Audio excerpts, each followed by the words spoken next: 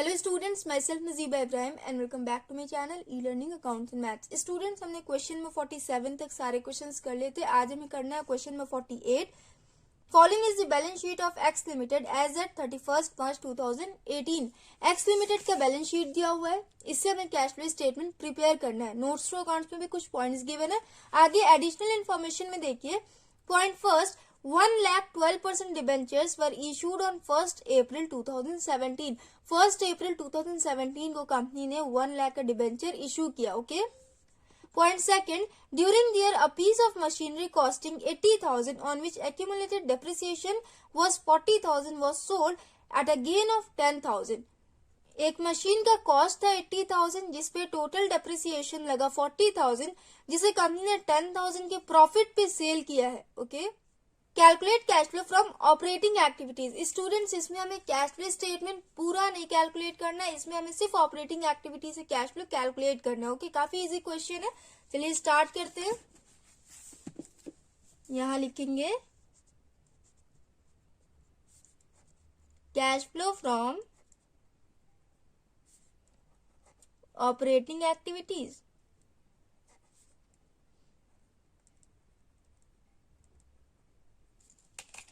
इसके बाद net profit before tax की एंट्री होती है ना, तो यहां हो जाएगा नेट प्रॉफिट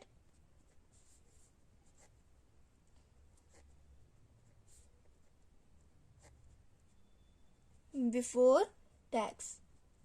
इसे कैलकुलेट करेंगे तो देखिए क्वेश्चन में नोट्स टू अकाउंट्स में पॉइंट फर्स्ट में लिखा हुआ है reserve and surplus. Surplus that is balance in statement of profit and loss. Company को लास्ट ईयर 3 लाख प्रॉफिट हुआ, करंट ईयर कंपनी को 6 लाख प्रॉफिट हुआ। करंट ईयर में कंपनी को ज्यादा प्रॉफिट हुआ ना, तो current year minus previous year करते हैं। पहले वर्किंग नोट में हम net profit before tax calculate करेंगे।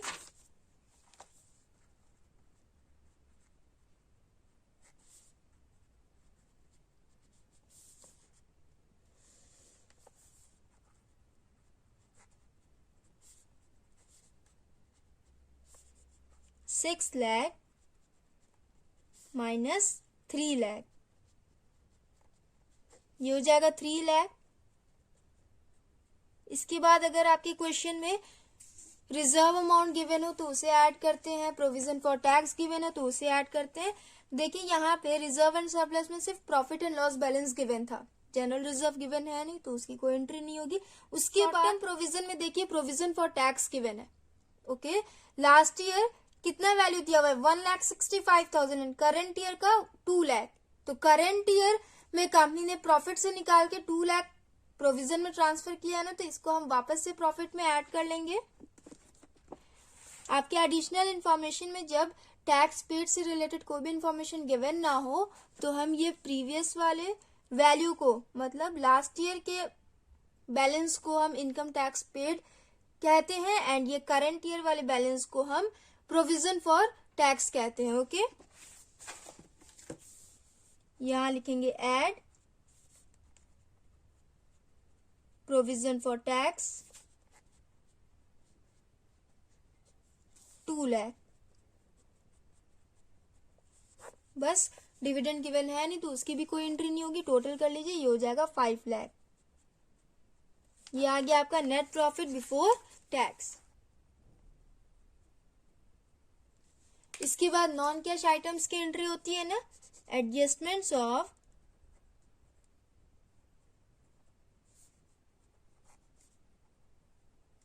Non cash items.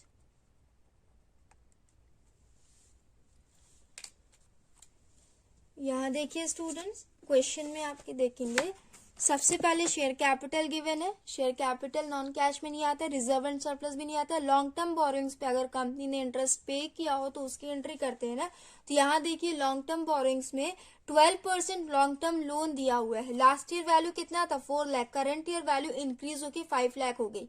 ओके, ध्यान दीजिएगा डिबेंचर भी लॉन्ग टर्म लोन में आता है। ओके, 12% यहाँ दिया हुआ है ना, 12% के हिसाब से कंपनी ने लोन लिया है और यहाँ डिबेंचर देखिए 12% ही शो कर रहा है, मतलब दोनों सेम पॉइंट है। डिबेंचर भी एक तरीके का लोन होता है ना, तो दोनों सेम पॉइंट है, कंफ्यूज ना होना आप लोग। लॉन्ग टर्म लोन में देखिए लास्ट ईयर वैल्यू कितना था 4 lakh, current year value increase होके 5 लाख हो गई। 1 लाख से वैल्यू इंक्रीज हुई है ना, तो यहाँ देखिए लिखा हुआ है 1,12% debentures were issued on 1 April 2017। 1 April 2017 को कंपनी ने 1 लाख डिबेंचर्स इशू किया था। ओके, ध्यान दीजिएगा 1 अप्रैल को ही कंपनी ने डिबेंचर इशू कर दिया था। तो 1 अप्रैल से लेके 31 मार्च तक कंपनी के पास टोटल कितना डिबेंचर था? 5 लाख। ओके, तो कंपनी ने during the year 5 lakh debentures पे इंटरेस्ट भी पे किया होगा, तो उस इंटरेस्ट पेड की एंट्री हम यहाँ नॉन कैश में लिखेंगे।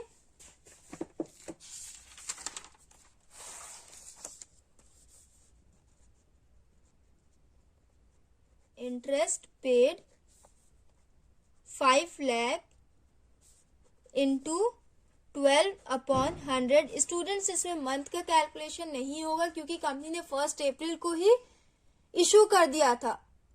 अप्रैल से लेके मार्च तक कैलकुलेट करेंगे तो पूरा का पूरा 12 मंथ आएगा। 12 divided by 12 is equal to 1 होता है, इसलिए इसमें हम मंथ का कैलकुलेशन नहीं करेंगे। ओके, 5000 इंटू 12 ये हो जाएगा 60,000। इंटरेस्ट पेड आया आपका 60,000। यहां लिखेंगे एड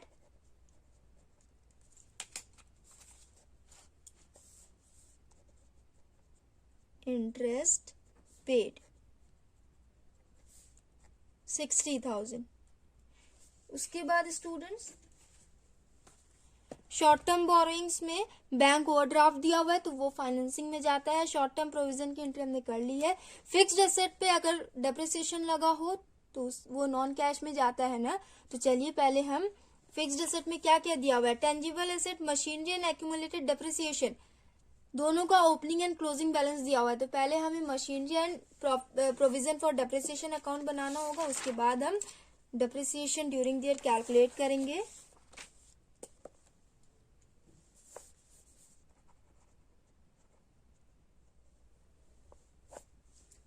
देखिए स्टूडेंट्स, मशीनरी का ओपनिंग बैलेंस कितना दिया हुआ है?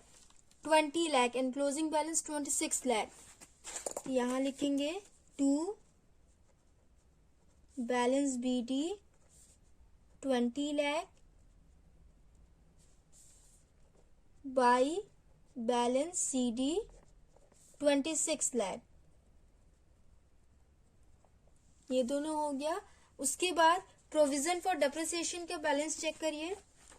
ओपनिंग बैलेंस दिया हुआ है 1 लाख एंड क्लोजिंग बैलेंस दिया हुआ है 2 लाख। तो यहां लिखेंगे by balance BD 1 lakh to balance CD 2 lakh. ये हो गया। अब देखिए स्टूडेंट्स, आपके एडिशनल इंफॉर्मेशन में एक्यूमुलेटेड डेप्रिसिएशन दिया हुआ है 40,000। तो यहां लिखेंगे टू मशीनरी अकाउंट, ब्रैकेट में हो जाएगा एक्यूमुलेटेड डेप्रिसिएशन 40,000। इससे हम depreciation during the year calculate कर लेंगे ना। 2 लाख प्लस 40,000 ये हो जाएगा 2,40,000 माइनस 1 लाख ये हो जाएगा 1,40,000। यहां लिखेंगे बाई डेप्रिसिएशन।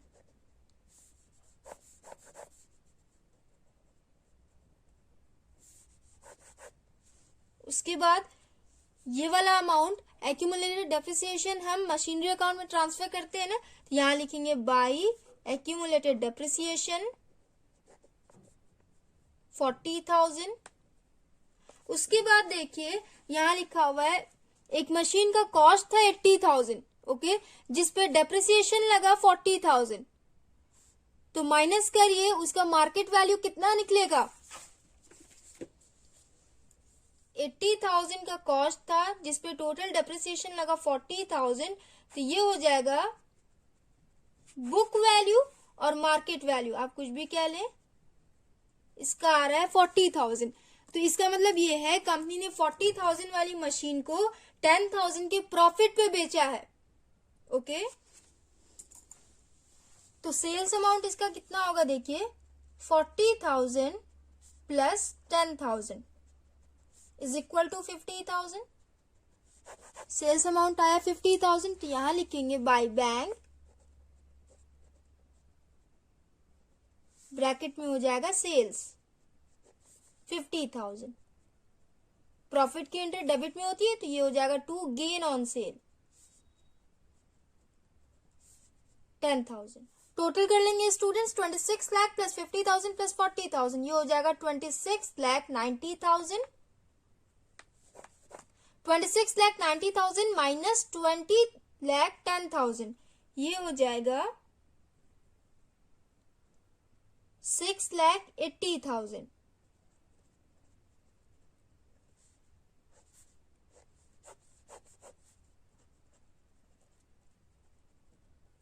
यहां लिखेंगे टू बैंक, ब्रैकेट में हो जाएगा परचेज। ओके, ये हो गया। इसके बाद स्टूडेंट्स नॉन कैश आइटम में इसमें से कौन कौन सा पॉइंट आ जाएगा? गेन ऑन सेल आ जाएगा एंड डेप्रिसिएशन आ जाएगा। तो इन दोनों को एंट्री नॉन कैश में कर लेते हैं।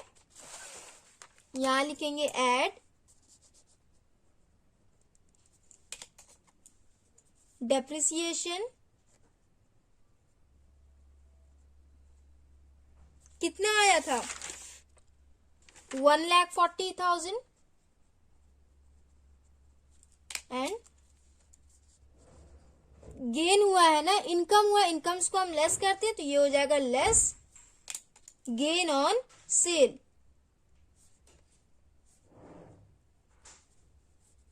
10,000।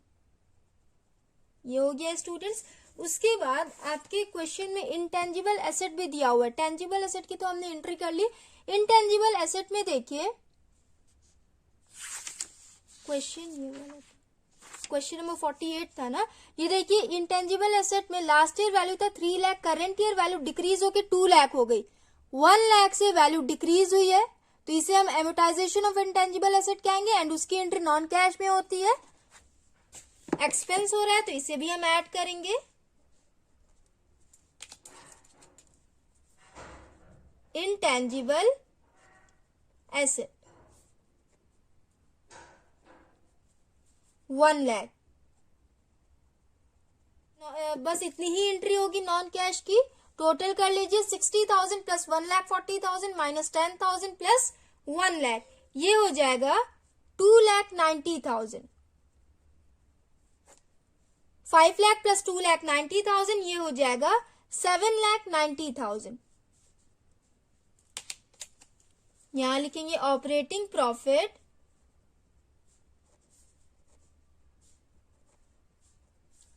Before working capital changes. इसके बाद हम current asset and current liability का ट्रीटमेंट करते हैं। देखिए यहाँ पे आपके करंट लायबिलिटी में short term borrowings and short term provision दिया हुआ है तो इन दोनों की एंट्री यहाँ होती नहीं है तो करंट लायबिलिटी की कोई एंट्री नहीं होगी। उसके बाद करंट एसेट में करंट इन्वेस्टमेंट दिया हुआ है, ये आता है कैश इक्विवेलेंट्स में। इन्वेंट्रीज की एंट्री होगी, लास्ट ईयर वैल्यू था 1,30,000, करंट ईयर वैल्यू इंक्रीज होकर 2,60,000 हो गई। 1,30,000 से वैल्यू इंक्रीज हुई है तो जब भी एसेट की वैल्यू इंक्रीज होती है तो उसे हम करते हैं लेस, ये हो जाएगा इन्वेंट्रीज।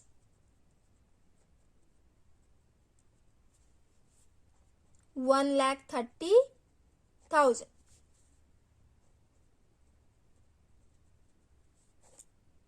7,90,000 माइनस 1,30,000 ये हो जाएगा 6,60,000।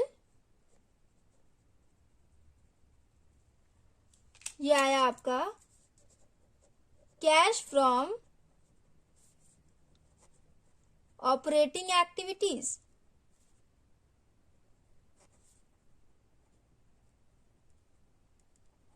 इसके बाद स्टूडेंट्स अगर आपके क्वेश्चन में इनकम टैक्स पेड गिवन होता है तो उसे हम लेस करते हैं ना। तो यहां देखिए शॉर्ट टर्म प्रोविजन में प्रोविजन फॉर टैक्स गिवन था जिसका लास्ट ईयर का भी बैलेंस गिवन है 1,65,000। तो जब भी प्रोविजन फॉर टैक्स का लास्ट ईयर का बैलेंस गिवन होता है तो उससे हम इनकम टैक्स पेड कहते हैं। ओके, तो यहां हो जाएगा लेस इनकम टैक्स पेड। मतलब इसका ये होता है कि लास्ट ईयर में कंपनी ने अगर प्रोविजन फॉर टैक्स में इतना अमाउंट ट्रांसफर किया है तो करंट ईयर में उसी पैसे से कंपनी इनकम टैक्स पे करेगी। ओके, तो ड्यूरिंग ईयर कंपनी ने 1,65,000 इनकम टैक्स पे किया होगा तो यहां माइनस करिए 6,60,000 माइनस 1,65,000 ये हो जाएगा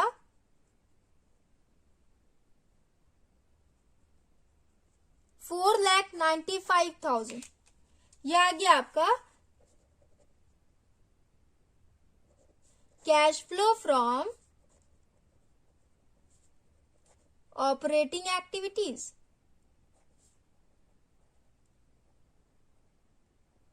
स्टूडेंट्स हमें सिर्फ ऑपरेटिंग एक्टिविटी का ही कैश फ्लो कैलकुलेट करना था। यहाँ आंसर चेक कर लीजिए, cash flow from operating activities 4,95,000 हमारा भी आया 4,95,000। सो स्टूडेंट्स हमने क्वेश्चन नंबर 48 कंप्लीट कर लिया। आई होप आप लोग को समझ में आया हो। नेक्स्ट वीडियो में हम नेक्स्ट क्वेश्चंस करेंगे। So if you like video then please like share comment and do subscribe my channel. Thanks for watching.